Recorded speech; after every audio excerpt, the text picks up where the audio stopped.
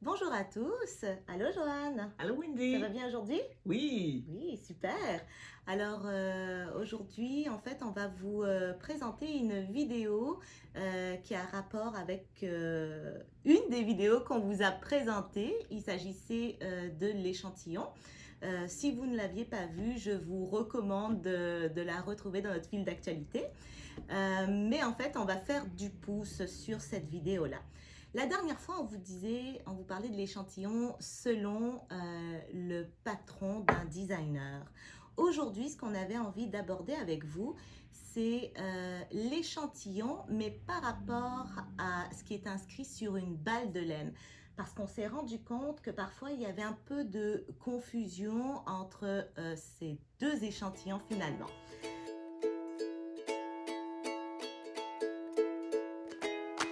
Alors, c'est ça, il y a deux choses différentes. L'échantillon du patron, c'est selon les recommandations du designer, parce qu'il a créé en fonction de ça. Mais il y a aussi quand on arrive pour choisir une laine qui est suggérée dans un patron. Alors là, c'est là qu'il faut se référer à l'échantillon de la balle de laine que l'on a. Et puis effectivement, dans la plupart des boutiques de laine, vous allez retrouver un large éventail de grosseur de laine. Donc c'est pour ça qu'on est amené aujourd'hui à vous parler de ces grosseurs en fait. Alors oui. Alors habituellement, quand on parle de grosseur de laine, toutes les notions qui se rattachent à ça, c'est habituellement parce qu'on parle pour un écheveau qui pèse 100 grammes. Mais un écheveau qui pèse 100 grammes, ça ne veut pas dire que ça amène aux mêmes grosseurs de laine. Effectivement, si je prends dans mes mains ça pèse 100 grammes. Ici, ça pèse 100 grammes aussi. Puis celle-là aussi, hein? Exactement. Et après ça, si on va lire sur nos étiquettes, il y a aussi le nombre de mètres. Donc, le poids est là pour nous guider, mais c'est surtout le métrage. Alors, il y a beaucoup de choses à parler par rapport aux grosseurs de laine versus échantillon, puis qui nous amène par la suite aussi à taille d'aiguille. Alors, si je prends celui-ci, alors tu peux-tu me le tenir, s'il te plaît? Tout à fait. Alors, celui-là, je trouve qu'il est bien fait. On retrouve le numéro de la grosseur de laine. Alors, je vais vous faire un petit lien avec notre tableau. Donc, on a la grosseur, mais ça, on ne retrouve pas ça sur toutes les balles de laine.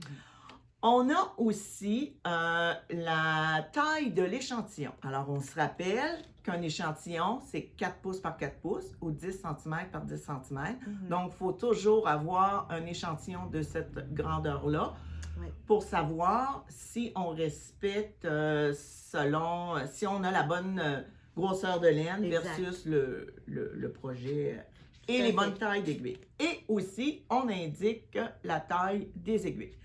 Donc ici, on avait fait un petit tableau qui est un guide. Alors, pas parce qu'on a une indication qu'on doit absolument suivre cela, mais ça donne une bonne idée. Alors, dans nos tableaux, on a un chiffre qui peut identifier la grosseur de laine.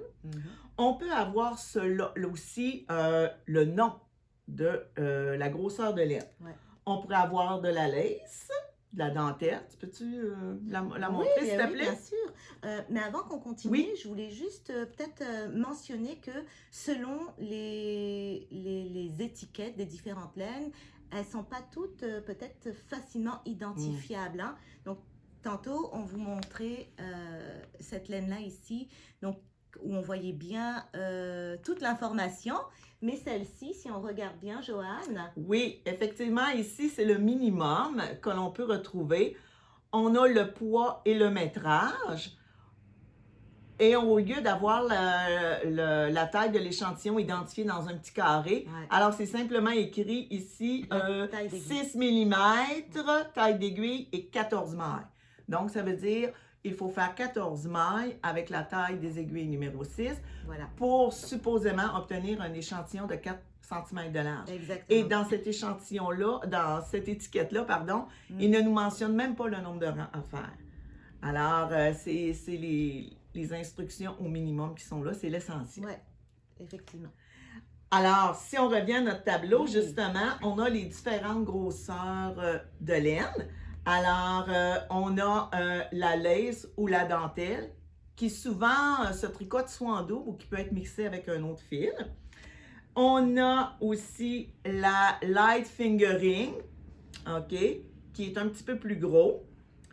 Ensuite, on a aussi la fingering. Alors, on en a, je pense sur la table, on en a 4 fingering. Ah, j'ai oublié de montrer celle-ci, Ah oui. mais elle fait partie Oui, aussi c'est de vrai. la light fingering, comme la Coste qui est là de Holzgarn. Ici, ce qu'on a, c'est de la Merlin de Créarlen et elle fait plutôt light fingering. Donc, on était rendu à la fingering, Oui, je pense. Hein? aux 3 fingering qu'il y a Parfait. ici.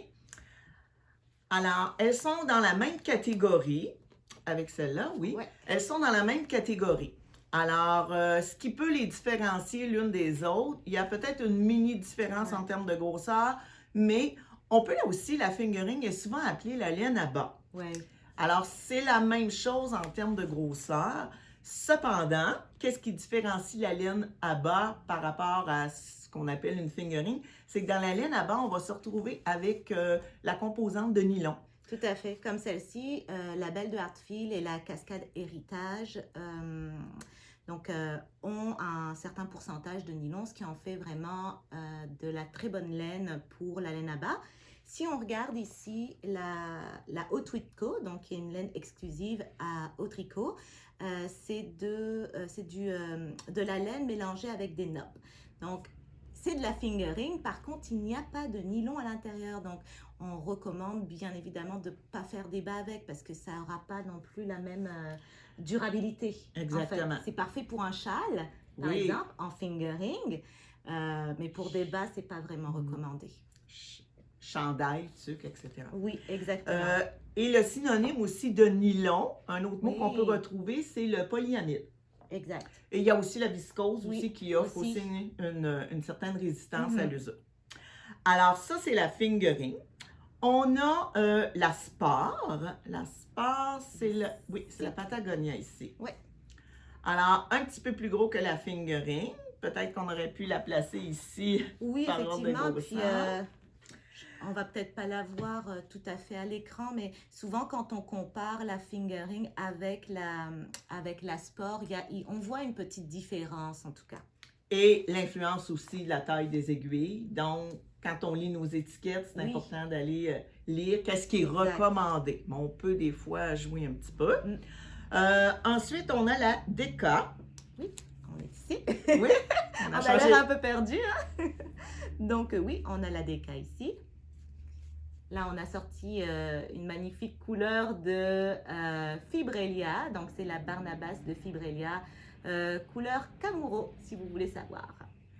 Alors, on peut faire, en général, on utilise souvent des aiguilles de taille 4 pour la Deka, Ouais. 4 Mhm. mm. Mais c'est toujours, faut vérifier aussi selon sa tension, selon le Ouais. patron. Alors, ça a quand même tout un lien, tout ça ensemble. On peut pas juste dire, ah, tu tricotes ça avec la 4, puis ça finit là. Oui, exact. Il faut savoir un petit peu jouer avec toutes ces normes-là. Tout à fait. Après ça, on a la worsted. Worsted qui se tricote en moyenne autour de la 5 mm, peut-être 4,5. Ça dépend toujours de ce qu'on fait.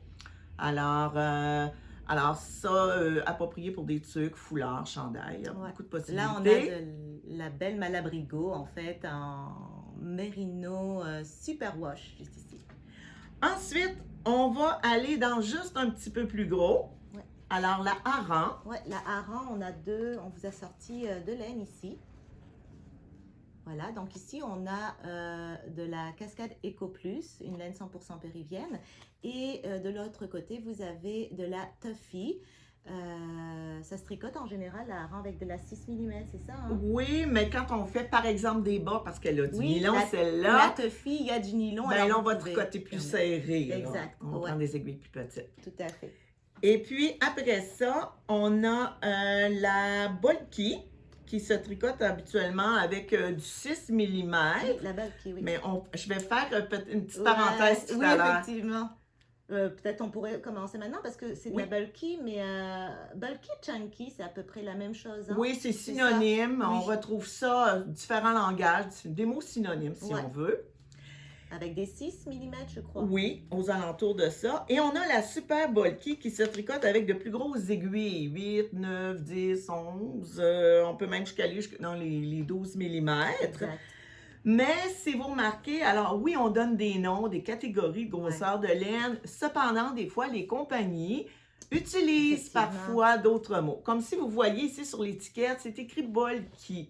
Mais si on va lire sur l'étiquette, on a des aiguilles 8 à 10. Donc, Ouais. si je me réfère à mon tableau, ben c'est plutôt une super bulky. Voilà. Alors, il faut faire attention avec les noms. Mhm.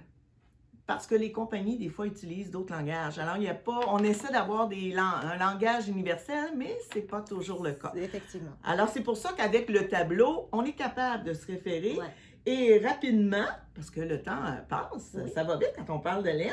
Alors, ce qui est important, des fois, c'est de savoir pour un 100 grammes de laine, donc là, on n'a pas 100 grammes, on a 50 grammes, il faudrait multiplier par 2. Ouais.